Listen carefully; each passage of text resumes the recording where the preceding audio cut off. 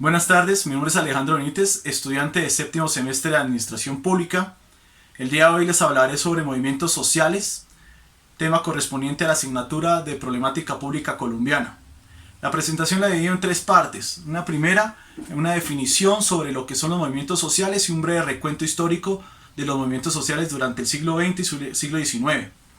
En una segunda parte hablaremos de los elementos que componen los movimientos sociales y en una tercera parte unas conclusiones a términos generales. Para comenzar, quiero decir que los movimientos sociales, o definir los movimientos sociales, siempre va a depender del contexto, va a depender también de la persona, del analista que quiera definir lo que es un movimiento social. Para este caso hemos tomado la definición que da Mauricio Archila sobre lo que es un movimiento social, donde dice que lo podemos entender como aquellas acciones sociales colectivas más o menos permanentes, orientadas a enfrentar las injusticias, desigualdades e exclusiones que tienden a ser propositivas en contextos históricos específicos. Para comenzar con esta intervención, queremos decir que los movimientos sociales tienen dos referentes históricos fundamentales. Lo primero va a ser la Revolución Francesa y la Revolución Industrial. La Revolución Francesa en el sentido que este movimiento de los habitantes, movidos por las necesidades, movidos por el hambre, van a terminar derrocando a Luis XVI y derrocando la monarquía absolutista y imponiendo un nuevo sistema político, donde los burgueses van a tomar el poder. Durante la Revolución Industrial, los burgueses, dueños de los medios de producción, pues van a tener a los proletarios en situaciones infrahumanas, en condiciones laborales en las cuales ningún ser humano debería estar. Estos movimientos obreros van a nacer en este momento, a partir de estas necesidades de esta clase social que es el proletariado. Tenemos entonces que en un primer momento los movimientos obreros van a destruir las máquinas buscando reivindicaciones de su derecho y buscando presiones hacia los burgueses para pedir mayores beneficios o mayores condiciones o mejores condiciones laborales. Esto lo determinamos el ludismo, que es el momento en que echaban la culpa a las máquinas como la principal fuente de reemplazo de la mano de obra humana y por lo tanto responsable de la miseria en la cual vivía esta población o este sector de la población. En un segundo momento entonces todas estas luchas las va a encarnar el socialismo utópico y más adelante el socialismo científico con Marx y Engels, los cuales van a tomar como bandera las necesidades del proletariado para lograr o buscar obtener el poder. Más adelante surge el cartismo, que va a ser importante en la medida que ya no solamente lucha por reivindicaciones de los derechos de los proletarios, sino por una nueva concepción de Estado y una lucha contra ese Estado que está oprimiendo y que está haciéndose de la vista gorda frente a la situación que vive el proletariado. También tenemos las asociaciones internacionales de trabajadores. Podemos hablar de tres asociaciones internacionales de trabajadores. Una primera, mostrada frente a los movimientos socialistas y los movimientos anarquistas. Esta primera AIT, pues lo que va a buscar es la unidad organizacional, abolir las clases sociales, la propiedad privada, buscar el derecho a la huelga, y suprimir el ejército en términos generales. Esta primera AIT pues va a fracasar debido a las diferencias que tenían con los sectores anarquistas, los cuales seguían las ideologías de Bakunin. Durante todo el siglo XIX pues las luchas van a estar enmarcadas en lo que son las AIT. Las AIT van a seguir evolucionando. En un segundo momento vamos a tener la AIT socialista, donde solamente vamos a tener los aportes de Lenin y las luchas de los socialistas como tal, ya que se han dividido de los anarquistas.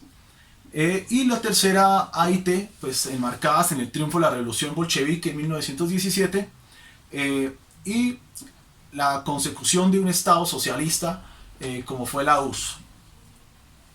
Durante el siglo XX, pues las luchas sociales van a seguir evolucionando, van a aparecer los movimientos feministas, los movimientos pacifistas, los movimientos estudiantiles, los movimientos cooperativistas y los movimientos de ambientalistas y LGTBI.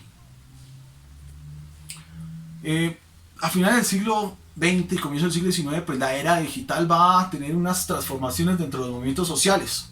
Las redes sociales y los medios de comunicación van a generar que los movimientos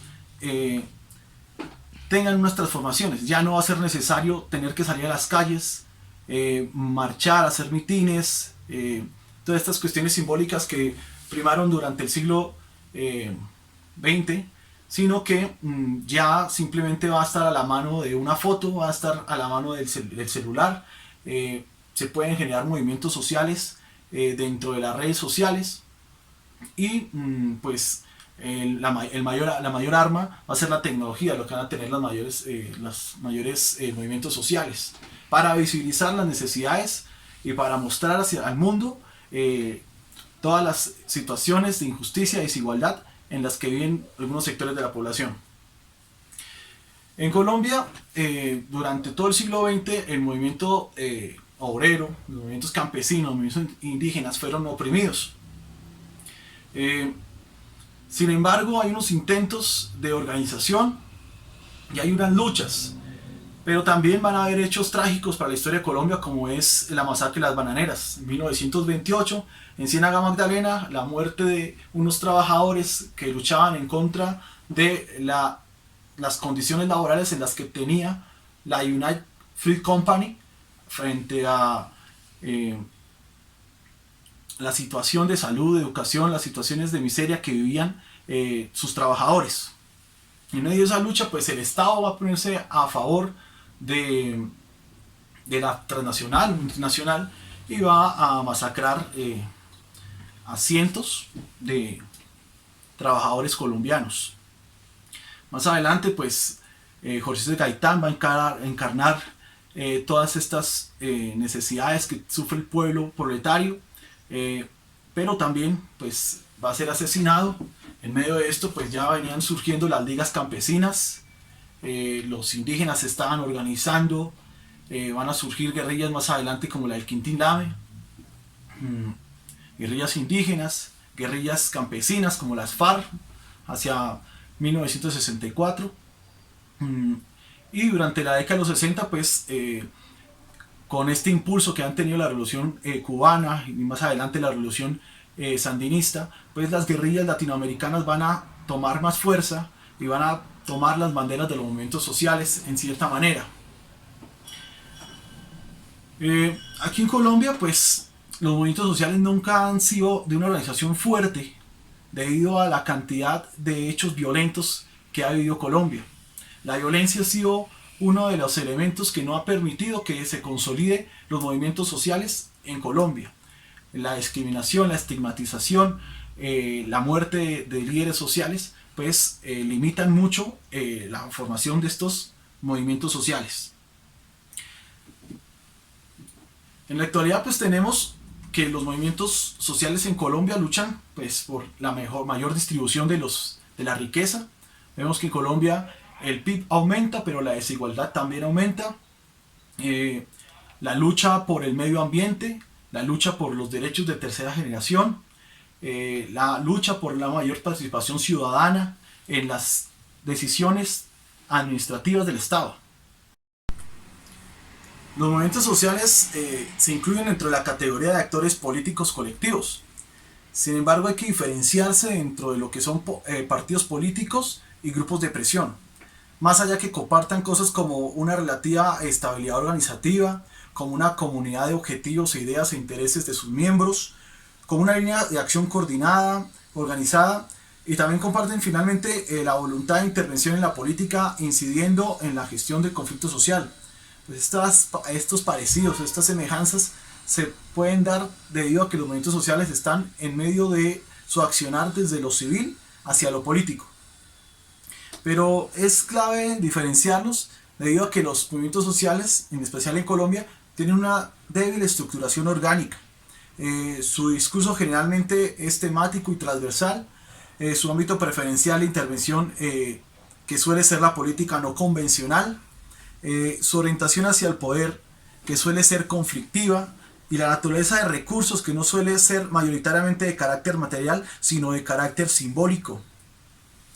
Los movimientos sociales podemos rescatar tres elementos fundamentales. En un primer momento, pues las campañas. Las campañas que se refieren a cómo se presenta una acción política o es el esfuerzo público que se sustenta en el tiempo para reclamar o para denunciar las necesidades y las dificultades por las que pasa la sociedad. Esto lo podemos determinar como campañas. Pero entre las campañas hay un amplio repertorio. El repertorio se entiende como la cantidad de acciones o actividades que realizan los movimientos sociales dentro de esa presentación frente a la sociedad.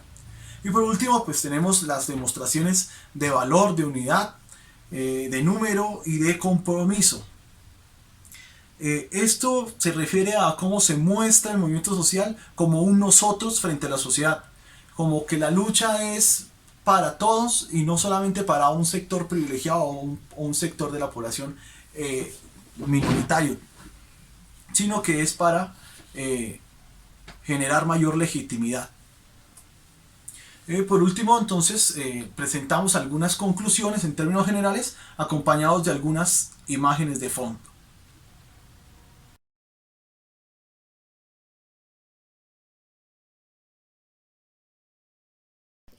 Como se pudo observar durante el video, no existe una definición acabada de lo que se puede entender por movimiento social, lo cual es lógico porque la categoría, al igual que muchas otras, hace parte de una construcción instrumental que depende de la subjetividad del analista, de sus métodos de estudio y por supuesto del contexto para el cual se elabora. En términos concretos, como grupo hemos definido que un movimiento social no es más que una herramienta conceptual cuya interpretación implica un posicionamiento político.